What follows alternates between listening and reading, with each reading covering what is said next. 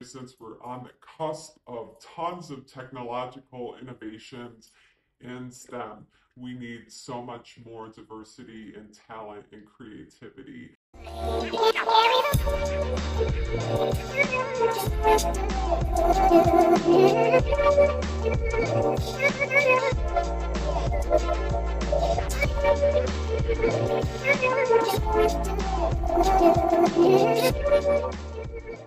Hello everyone, I'm Sandra Vilevac from Blue Coast Design Studios with a passion for being an artist and integrating the arts in the STEM industry. I'm always creating different YouTube videos to explain what my experience has been like, breaking down barriers in the STEM industry, and how you can also go into the STEM industry if you're interested. There's lots of opportunities in STEM that I love to share with you, and also how to gain some creative experience, even if you don't want to be an artist, and then add that value into the STEM industry. So that's right on par with what we're talking about today. I wanted to share 8 main things that I've noticed that I have been uniquely able to add value to the STEM industry. I'm not going to waste your time setting the tone, setting the mood. We'll do that in other videos, or maybe you can get some of your own experience, what it's like to be in the STEM industry, what it's like to be at the problem-solving tables. I will say that artists add a whole new perspective. So I was going to share a little bit with you some of my unique story that I got my foot into the door at NASA by being a self-taught graphic designer. And once I got in, I made lots of friends and got some really good mentors who saw my value and were able to ask me to start sitting in on various challenges to help contribute solutions. One of them being me being able to build one of the largest, most diverse intern program at NASA Goddard. So that was very exciting. So thank you for letting me share that with you. I will say that I have had a lot of friends that are artists that have worked in STEM, and a lot of times they don't usually make it for that long. A lot of times they'll actually leave and decide to go back into like animation or movie production or some other higher pay career, or just essentially they get burnt out, because the way that scientists and engineers operate is that they aren't necessarily accustomed to having artists around, and it's not an easy environment for us. Hence why I'm sharing these videos, because again, I keep saying I'm proud to share that I think I've cut down some barriers and really helped to explain the value that we have within STEM industry. And really, STEM industry is changing. A lot of the government institutions, organizations are starting to have specific offices for innovation, and they're looking for creatives and who are innovators and different types of creative experience to move into the innovation space for various reasons, to help the government with efficiencies, to come up with new technology that could be used at a local level, to add value, to consider like how AI or other technologies are going to have a human impact. So what's exciting is that we're really on the cusp of having more artists in STEM, and that's why I'm even more excited to share these videos with you, because there's going to be a ton of opportunity, and a lot of these opportunities you don't need to have a college degree to get your foot in the door. So please listen to these videos, keep following up on the different tutorials on how to gather skills or mindsets to be successful in the STEM industry.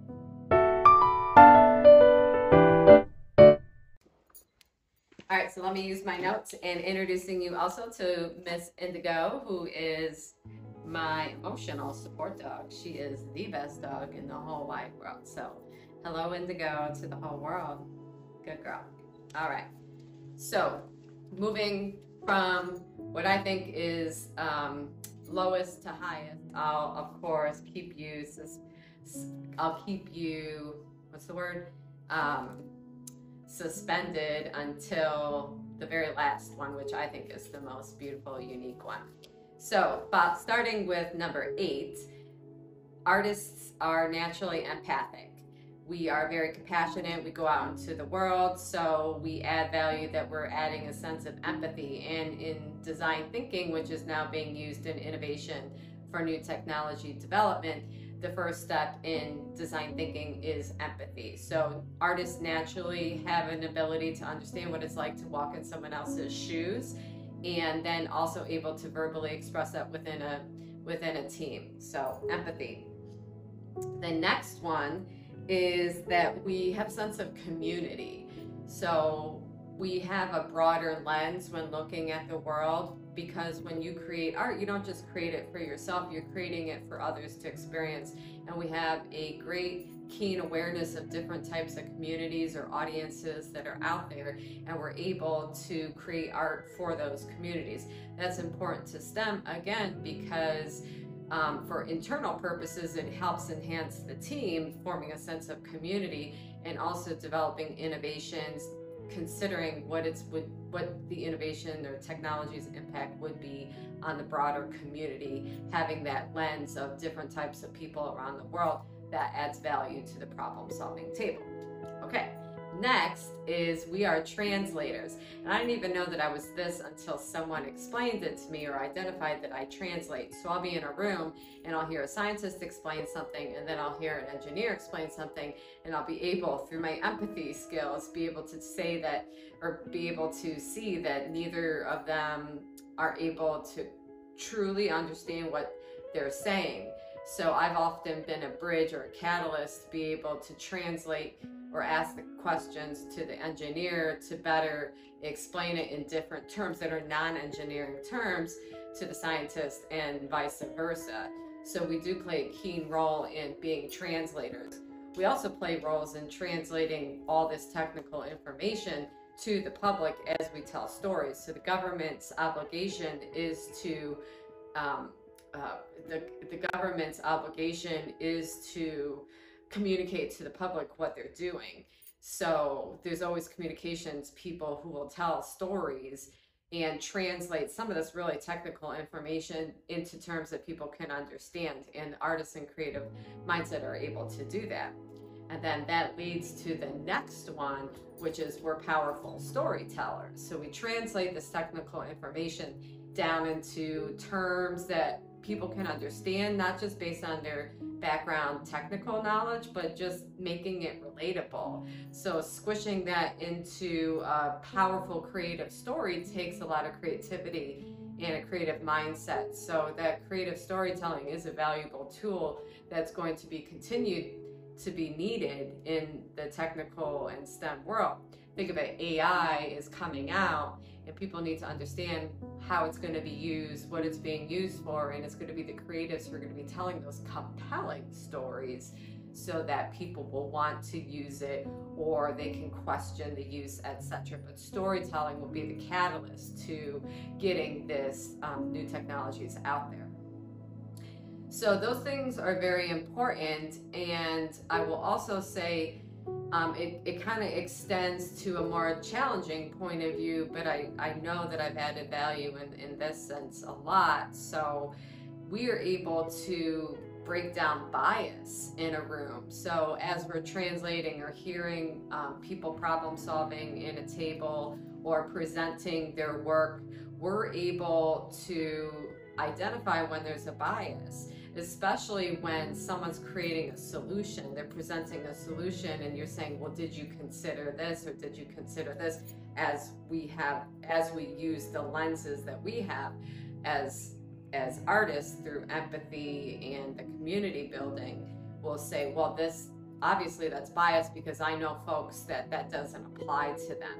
So breaking down bias is super important because it helps us come up with richer solutions. And there's nothing worse than someone who thinks that they know it all in the STEM industry, and they've been so focused on their work that they've not taken other considerations, especially different perspectives. So sometimes it's hard to break down that barrier of their bias, and we nurture that in ways that, we're not breaking down their ego, we're being kind about it, but we are going to bring that to their attention so that we can broaden the lens and come up with other solutions. Okay, so then there's three more. So the last three, I think, are the most important. You can kind of tell that all of those kind of interlaced with each other, and often designers really come forward with all of that in design thinking. So creatives get that through their training as artists, and we offer that unique mindset. So the last three are, obviously, we are visionaries, and we have blank canvases, and we create something new out of nothing. So it's important to have a person who can literally see what is not created yet and be able to explain that to others, and that comes out in many different ways. But it is a value that we add, because again, technically people will get caught up in things and really get lost, and often maybe won't be able to execute because there's not a clear vision. So we help provide that clear vision. Something that comes out of being in a formal art training is the ability to do a critique. So I'll explain it quickly. In art school, when you create art in any class, you have to hang up your artwork, and the entire class will critique it. We don't do it in a nice way either. Like, they'll throw darts at it. They'll say, I don't like this, I don't like this, I'm not feeling this, this is not working, etc. But what it does is it forces us to have a very thick skin, because when we're out in the real world working with clients, that's pretty much what they're going to do, and we're going to have to adapt and quickly put our egos to the side and say, okay, that they weren't responding to it emotionally, obviously that wasn't correct. I'm not producing art in a vacuum, I'm producing it for others, so I need to understand if I'm relating. So thank you for that critique. Let me quickly make a change and try something else. So when you're in the STEM industry, sometimes those conversations are very difficult to have, that people don't want to stop their work, or these critical conversations of, something's not working, we missed something. And with us not having the ego in it, we can admit what's being wrong, we can quickly address the issue, and then move forward. Scientists and engineers obviously can do that too, but we play a role in that.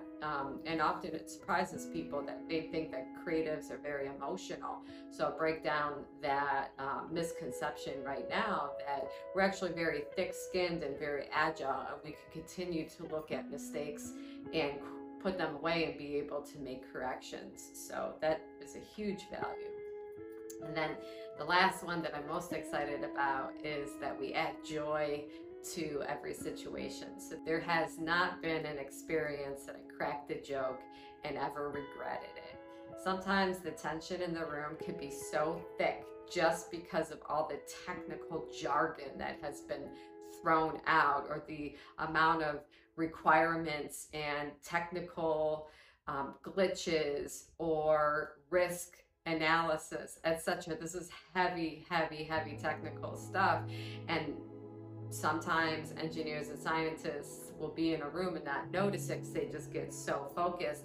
And I've been able to take a step back and just crack a joke so we can break that tension and kind of get out of that bubble. And that tension release just helps the creativity to keep flowing. So in the past, I've been a little hesitant to show my true character as an artist, my little bit of flair that I have, and was afraid to step in some of these rooms as my unique self, because I don't look like everyone. I'm not that conservative. I call, the kind of nerdy, those types of things, like preppy, and that's just not me. And that's okay for everyone to be who they want to look like, scientists and engineers, etc. And I was encouraged to be myself. And it took a little bit of time for me to have that level of comfort to come out and be my true self, even if I was the only one in the room who looked like me, talked like me, acted like me, added these values. And over time, like all of these 8 things, plus me as a person, and especially with that joy, I time and time again saw the value that I added. So there we go. That's why I'm saying that. If you're a young kid and you think you are creative and you think you're different, like don't worry, because you'll have a value. You'll have value on the team. You don't have to fit into a mold, especially since we're on the cusp of tons of technological innovations in STEM. We need so much more diversity and talent and creativity. And so this is your call to action to keep watching these videos, learn how you can keep picking up more technical skills so that you can get your foot in the door and help us set up an economy on the moon. That's one of the major challenges that we're trying to look at right now for our world. Thank you so much for dialing in, and I'll see you next time. Indigo, you gonna be here next time? Okay, she'll be here too.